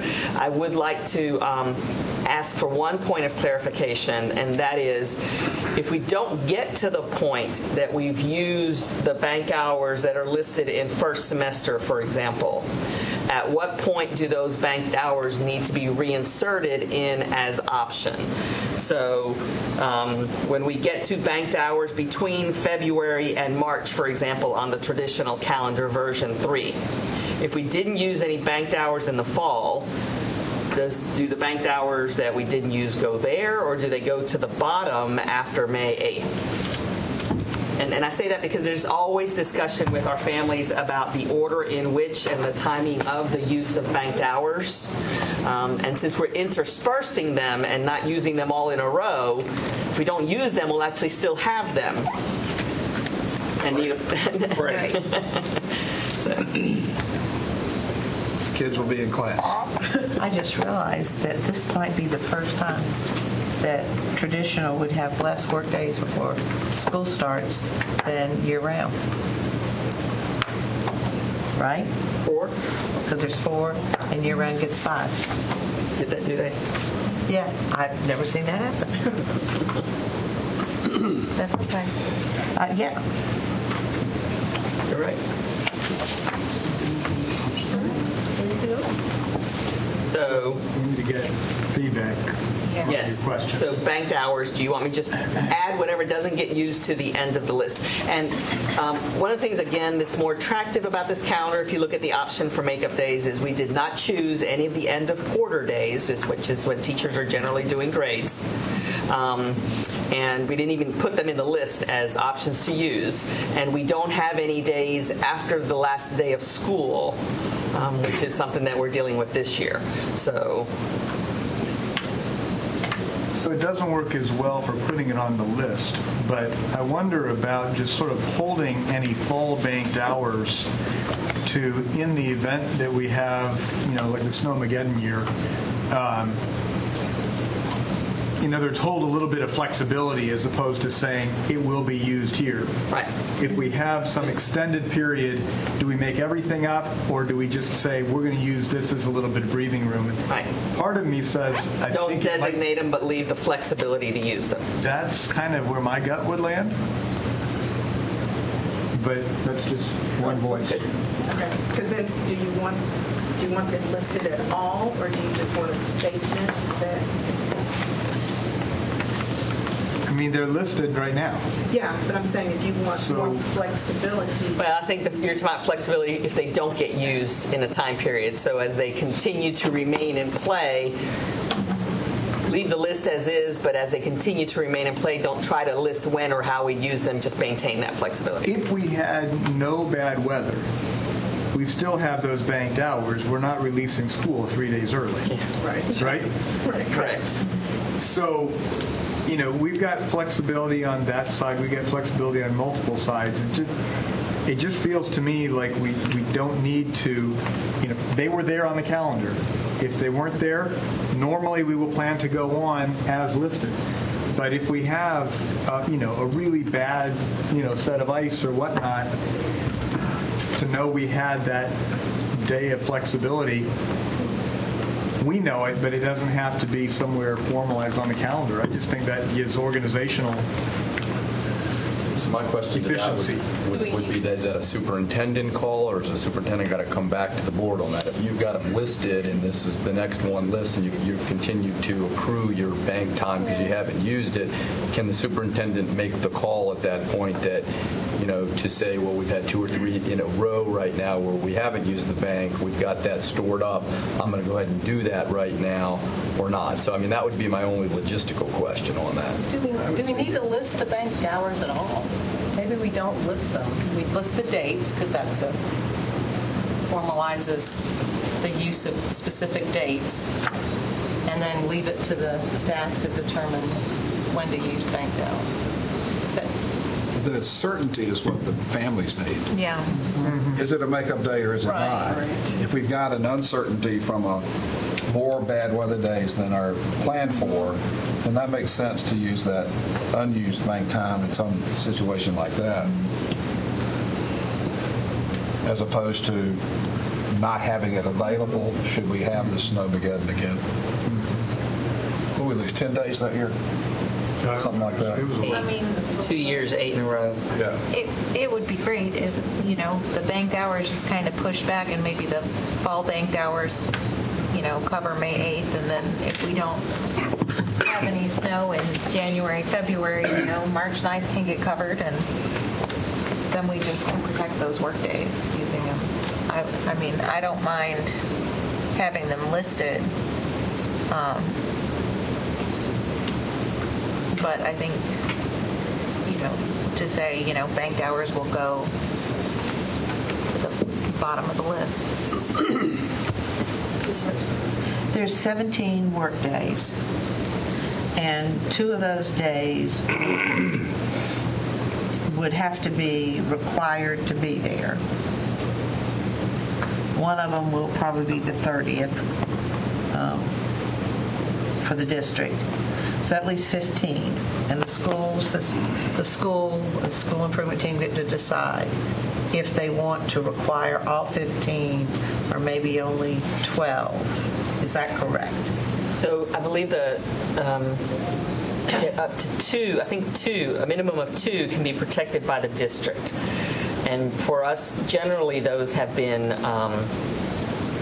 the day that we pick prior to the school year starting, where the AAT day, where different departments meet with groups of teachers, and then the last one of the school year, if there's only one, depending on if there's only one. In this particular case, we would protect 3 probably from the district to include the one that's the district work day. That makes sense. So then there'd be 3, and then the rest of the schools would figure out based on how they want to set out their professional learning and what their needs are. So do we have to make any changes to our guidelines if we do 3 instead of 2? I think it's a minimum. Is it a minimum of? So or at least the district has to leave 2. The teachers can take vacation or take off. And then the rest are mainly school-based, but the district does say OSP day, and they're the new district-wide teacher work. Right. So at least 2 have to be left open at the school level. Right. Or by the district and then by the school. Right. Yes. Okay. So if a school protects the day, you have to be there. That's what I'm defining protected as. You have to be at work that day. Can a teacher take, obviously if the teacher gets sick, that's one thing. Can the teacher can't take vacation leave on a protected day, correct? Based on the way you're describing it, that is correct. But they could take a personal day. Or a sick day. I'm just trying to avoid some of the trouble we had. Yeah. And make some parameters that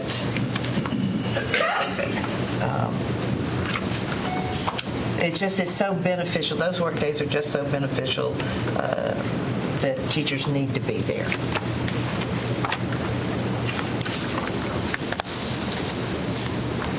Just leave the banked hours as they are now, and understanding that we have some options.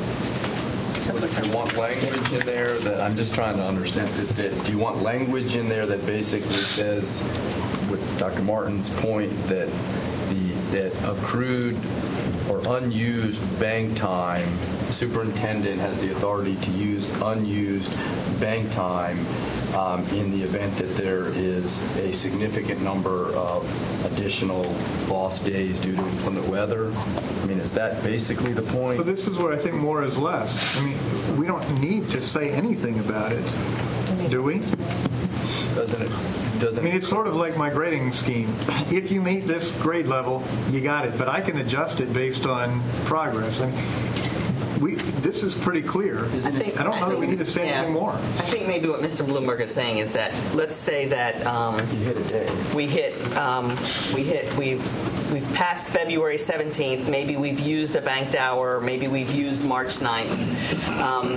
And now we've hit a multi-day event where we would prefer to use perhaps banked hours before going to May 8th. And late. And in this case, because the board adopted calendar includes the makeup days, is there language that needs to be inserted to allow that flexibility? Is that what you're asking? Yeah.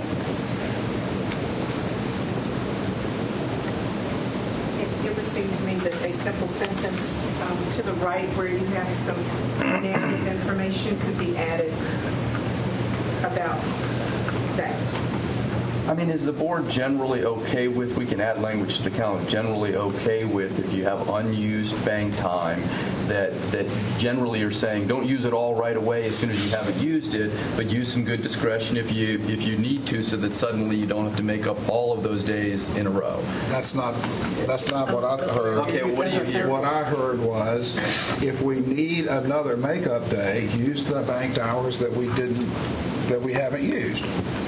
The next time you miss a day? No. So if we miss more days than we've planned for, okay. At that point, you've got a tool to use. Of course. Gotcha. Without stealing time from another work day or a weekend. My caution about adding additional language is we don't want to get in a scenario where parents say, hey, you had these banked hours and you never used them, so give us an extra day off. That's the scenario I don't want to get into. That's an easy no. Yeah. Well, and we get past February 17th as an example. The banked hours don't spoil, right? So we obviously can't go back in time, but we can use banked hours. So to me, the listing them the way they are is probably fine because we can still use them. those hours. Less is better for me. Yeah. I don't like spring break being on there. What do you need on spring break? We can read. Those were question marks. So, That's why it's in blue with a little question. just based on that, we can remove them. And that's also why it's helpful to have the conversation about the banked hours, should they still be available. It allows us to definitely remove those blue question marks. Okay, so other than the May 8th to May 1st, I think we're good? There's no major election that year. I mean, there's not a general election that year. Not in 2019. Okay. So these will come back to the board for action at your next board meeting. Okay, thank you. Yeah, this is the favorite. Oh, yeah.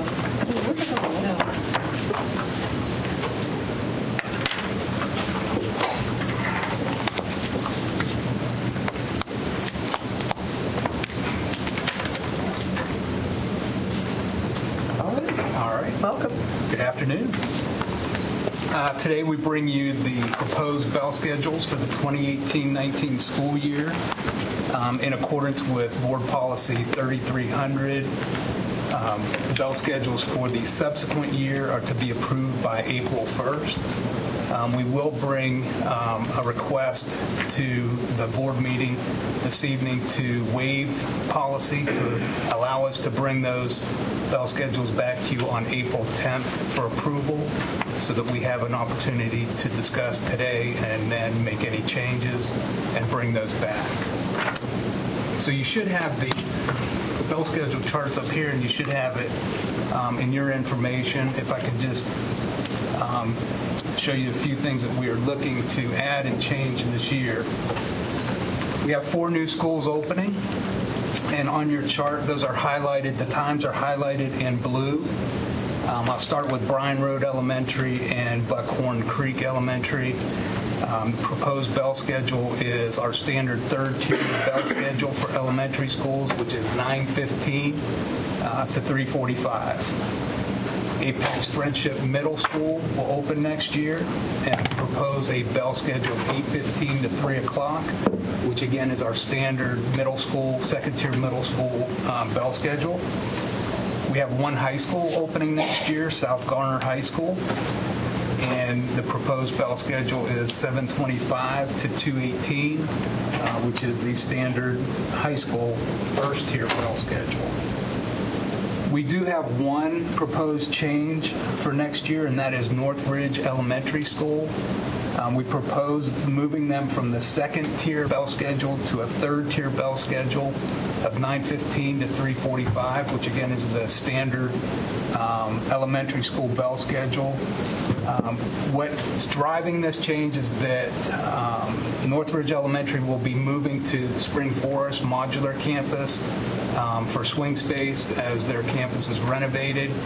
And by moving them to third tier, that gives us a little more flexibility to get them a longer distance to school. We'll be offering transportation to their no transport zone students, and with all of that coming together, staff feels that we need to push them to third tier to be able to make that happen. I will add that staff met with Principal Suter, and he understands and he is supportive of that change. Sorry. A question on Northridge. What are the chances that they'll just simply stay at 9:15 when we open the new building? Do we typically? It typically works that way, that elementary schools just align better on third tier, but honestly, we'd have to look at it. You'd have to look at it and see what. Yeah, to see. I know that they prefer, I think, to go back to second tier. Yeah. But I think we're just going to have to look at things for 1920 to see how that works. Yeah. How are we doing on bus drivers? Hiring, retaining. I mean, it's all kind of interrelated. This transportation is setting bell schedules and not academics. Yes. Well, I can tell you that our recruitment efforts are paying off in the number of applicants that we're receiving. The number of applicants are up, and therefore we hope to gain more bus drivers because of that. I was just told we had 34 candidates in our March class, which is the highest that we've had in my tenure in transportation over 9 years, which is a good sign. So that's trending up, and that's going to be helpful, I think, in the long run. We still need to work on the retention side of things, though, because we still continue to lose bus drivers, and really we're pretty much at the same point we started the school year because of the loss of bus drivers on the other end. And I would just point out, we are still in, for all intents and purposes, a full employment economy.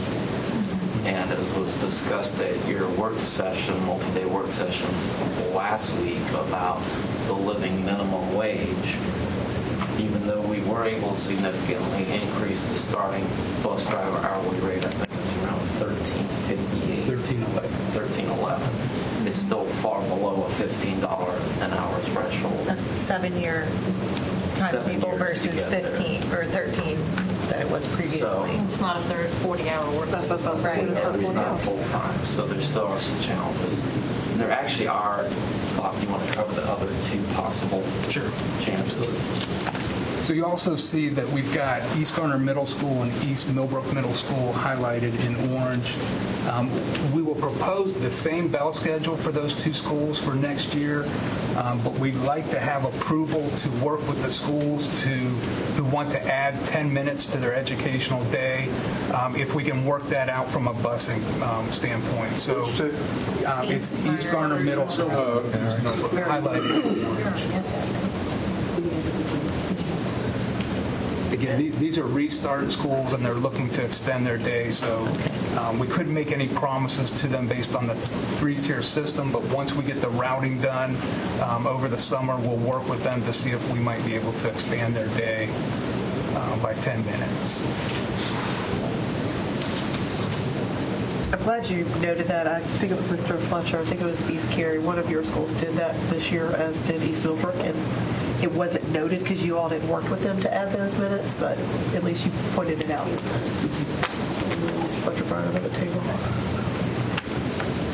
And the elementary schools that we're adding, the schools are working to do, I know this isn't transportation, but before and after care, and get that set up for their students. You wouldn't know, but I'm just, for someone might know. The new school's opening, the elementaries before and after school. They're working to get before and after care programs. Well, that is they are likely planning to, but it depends also on parent requests and what they ask for. But we can touch base with the principals to find out what their plans are. Yeah. I've heard requests. Me too. Any questions? Okay. Thank you.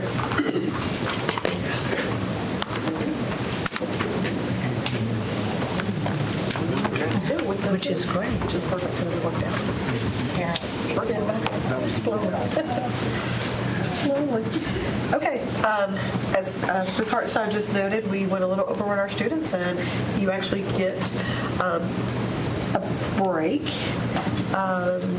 I'm going to recommend a break rather than trying to get 10 minutes into closed session. So I'll recommend a break. So we will adjourn our work session, and we'll see you back out front shortly.